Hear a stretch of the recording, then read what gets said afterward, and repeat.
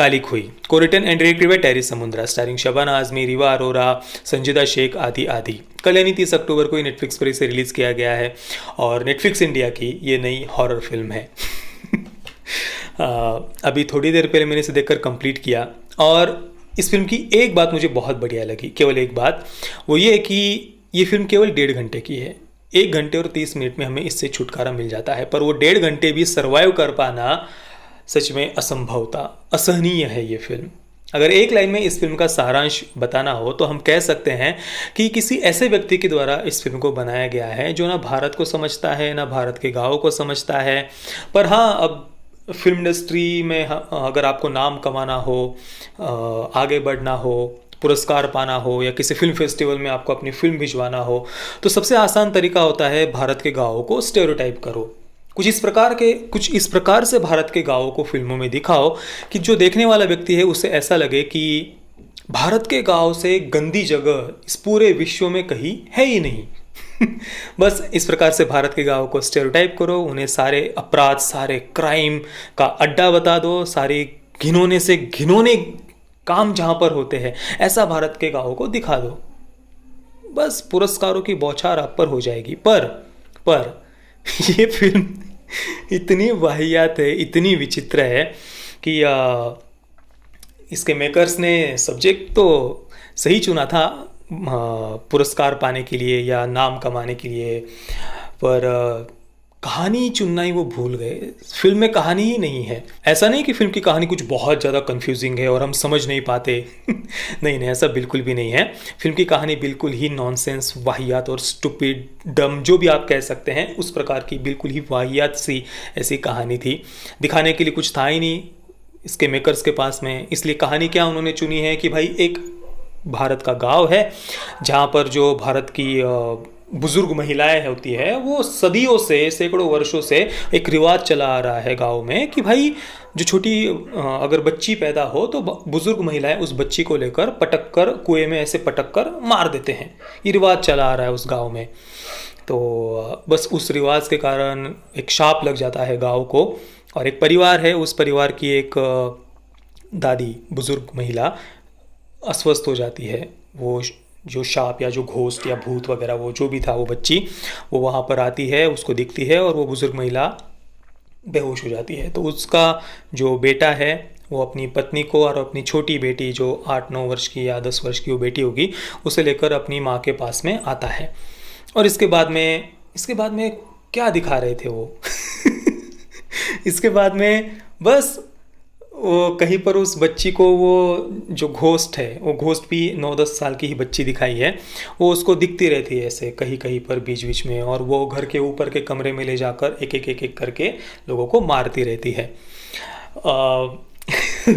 एक सबसे आश्चर्य की बात तो ये है कि वो जो घोस्ट दिखाया है ना, 9-10 साल की बच्ची, भूत जिसे दिखाया है, वो जब बिल्कुल पैदा हुई थी उसी समय उसे मार दिया गया था, ऐसा फिल्म में दिखाया है।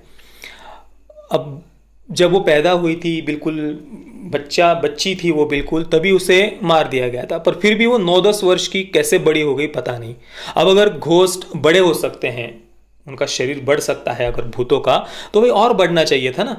उसका भाई तो करीब अभी 30-35 वर्ष का हो गया है, 40 वर्ष का शायद हो गया है, तो वो 9-10 वर्ष पर आकर क्यों रुक गई पता नहीं। पर कुल मिलाकर कहानी का सारांश यही था कि एक जो गांव है, बड़ा धार्मिक उस गांव को दिखाया है। जो एक मौसी, उनके घर में सत्या मौसी काम करती है, उसके घर में भी बड़े देवी देवताओं के फ़ोटो वगैरह लगे हुए हैं। इसके अलावा ये जो पूरा गाँव है वो शाम को संध्या के समय आरती वगैरह करता है। भगवान शिव जी की, देवी माता की ऐसे बड़े बड़े फ़ोटो लगाए हुए हैं, आरती कर रहे हैं। इस प्रकार से बड़ा धार्मिक उस गाँव को दिखाया है। और उस गाँव में ये सदियों से प्रथा चली आ रही है, रिवाज है कि जो बुजुर्ग महिलाएं हैं वो बच्ची पैदा होते ही उसको लेकर पटक कर कुएं में मार देते हैं और इस वजह से शाप लग जाता है। ये फिल्म की कहानी है। अगर हमारे गांव की बात मैं आपको बताऊं तो आज भी हमारे गांव में अगर किसी घर में बेटी का जन्म होता है तो सब घर के बड़े बुजुर्ग, गांव, समाज यही कहता है कि बड़े भाग्यशाली हो आप कि आपके घर पर बेटी का जन्म हुआ है, लक्ष्मी आपके घर में आई है। सब लोग यही कहते हैं। उल्टा बेटी का जन्म होने के बाद तो और ज़्यादा खुशियाँ मनाई जाती है। लगभग मैंने तो ज़्यादातर लोगों की यही भावना देखी है। अब देखिए, हमारे जो कला और साहित्य के क्षेत्र के जो बुद्धिजीवी होते हैं, यही लोग एयर कंडीशन में बैठकर ऐसी कहानियाँ वगैरह लिखते हैं, जो कभी गांव में गए भी नहीं होते ये लोग, पर अपने एयर कंडीशन रूम्स में ड्रिंक वगैरह करते हुए, स्मोक करते हुए वगैरह वगैरह, ये इस प्रकार की कहानियाँ लिखते हैं भारत के गाँवों को, गरीबों को, वहाँ के जो मासूम लोग भारत के गाँव में रहते हैं।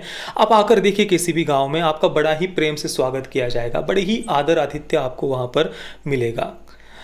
किसी भी भारत के गांव में चले जाइए, भले ही उनके पास में आधुनिक सुख सुविधाएं नहीं होंगी, पर दिल के बहुत ही अमीर होते हैं और आपको बहुत प्रेम मिलेगा। ऐसे मासूम जो भारत के गांव के लोग हैं, उनको ये राक्षसों की तरह अपनी फिल्मों में दिखाते हैं।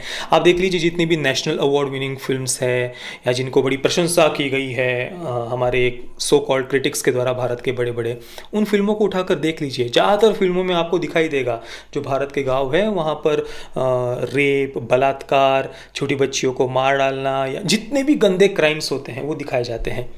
अब देखिए जो आपराधिक मानसिकता होती है ना, वो गांव या शहर देखकर नहीं आती, या अमीर या गरीब देखकर नहीं आती, या शिक्षित या अशिक्षित देखकर नहीं आती, स्त्री या पुरुष देखकर नहीं आती।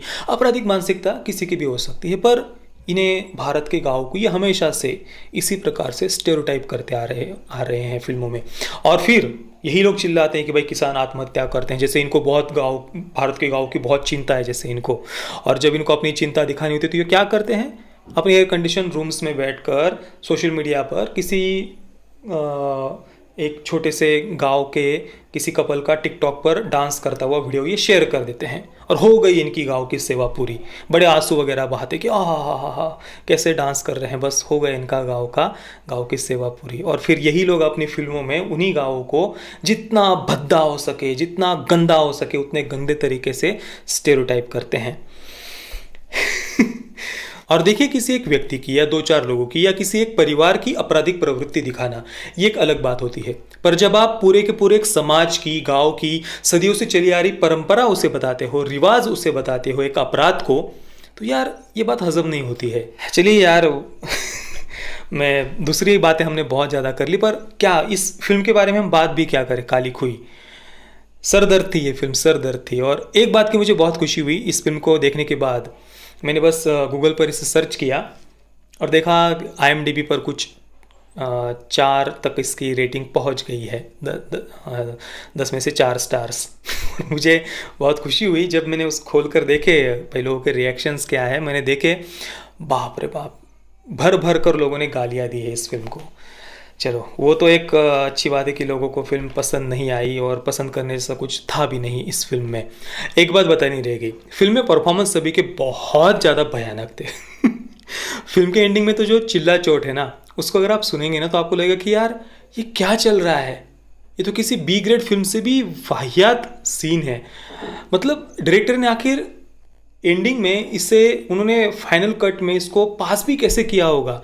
क्या वो एडिटिंग थी, वो क्या चिल्ला चोट चल रही थी, बाप रे बाप, सरदर्द थी सच में फिल्म। बाकी हाँ कुछ जगह पर सिनेमेटोग्राफी कुछ ठीक ठाक थी, पर भाई दूर रहो इस फिल्म से। अगर आप स्वस्थ रहना चाहते हैं तो दूर रहिए इससे। मैं काली खुई को दूंगा क्या यार 0/10 स्टार्स। सरदर्द थी फिल्म। पेरेंटल गाइडेंस की कोई आवश्यकता नहीं है। सेक्स, न्यूडिटी वगैरह, वायलेंस वगैरह तो फिल्म में नहीं था। घोस्ट वगैरह है वो भी मजाकिया ही था, कॉमेडी था, फनी था, पर फिर भी परिवार के साथ में तो मत ही देखिए तो अच्छी बात है।